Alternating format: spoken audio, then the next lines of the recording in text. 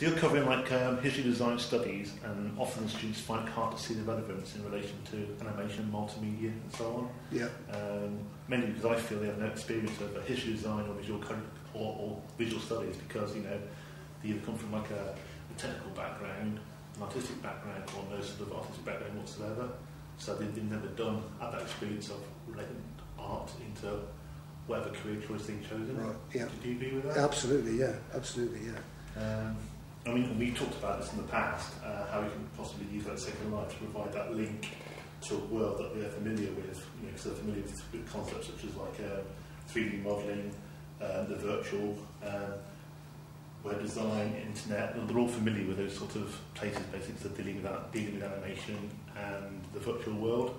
So how do you think we can sell, like, for critical studies, like history design, contextual studies, that type of stuff, using Second Life with sceptical students? I think making it a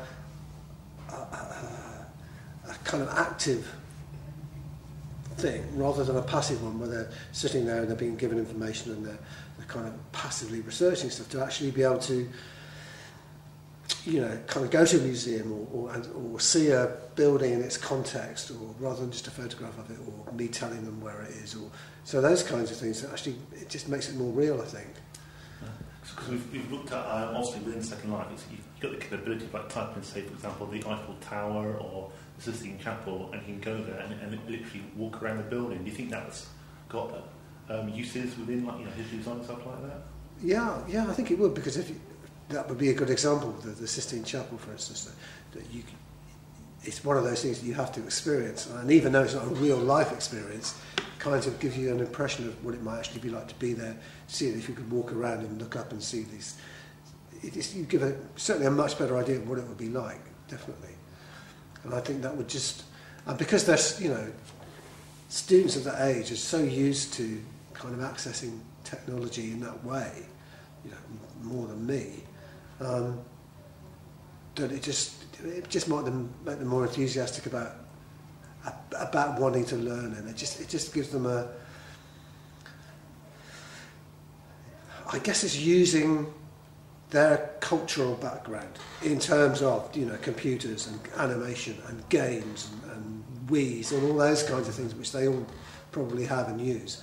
If we can use the same ideas and thinking for education, I think that'd be great.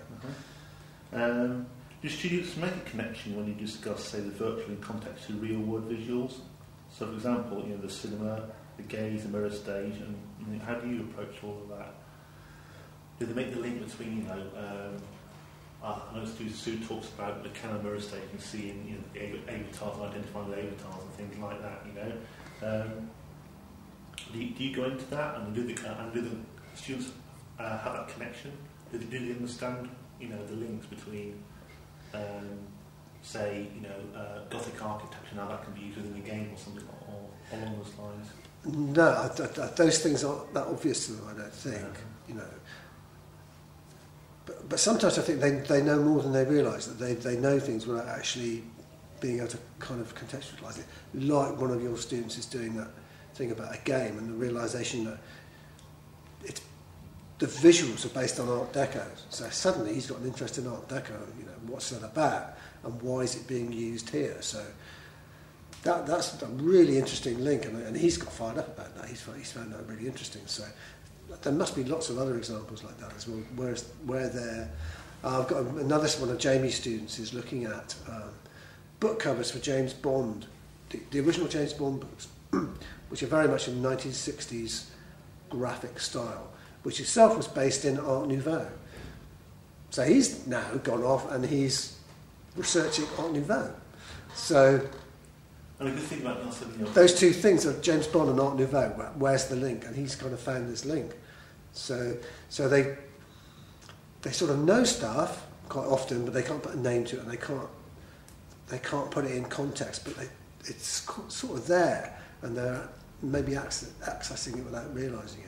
Yeah, there's websites, there's islands within Second Life where you can actually go and see Art Nouveau, Art Deco, or work done for posters for James Bond, and you can literally walk inside that poster and walk around the poster, going over the bridges. So, for example, I don't know, the screen or something like that, you can literally walk over down the pier in the screen and see what it's like to be in that painting. Do you think that would be a good thing to bring into it? I think so, because I think traditions of, like when you and I were at uni, of reading and accessing information and experiences in that way has gone. You know, students, maybe, you know, it's an awful generalisation, but they don't read as much. They access the world through the computer screen, and it's based on visuals. You know, Microsoft itself is based on visuals. You know, so anything that we can do to, I guess we have to play the game by their rules. I think, because it's such a huge cultural thing now that they're, you know, they all walk around with iPods and I mean all this stuff is, you know, these little computers that touchscreen things, and they can access Facebook or whatever, or you know they can research on you know, so, and it's all based on that kind of visual communication thing, you know, whereas reading a book, it's just words on a page, and they just see it as words on a page, and I'd rather they did read, but you know, we sometimes have to accept the fact that they don't, you know. So it's like a short attention span, isn't it? Right? Yeah. Immediate results or whatever. They can see immediate results and wandering around the website or the virtual world. Yeah, and you know, I think to my generation that experience of gaining experience of gaining knowledge through reading was what we did, because that's all there was. And now there are other things which are actually much more exciting to them, you know. So I think we have to meet them halfway, and anything we can do to do that, you know, to fire their enthusiasm and make them realise that, you know, they don't have to read a book to find out this information. They could actually go to the Louvre, or they could go to, you know, the Prado in Paris or in Madrid or whatever. Do you know, it's all there for them.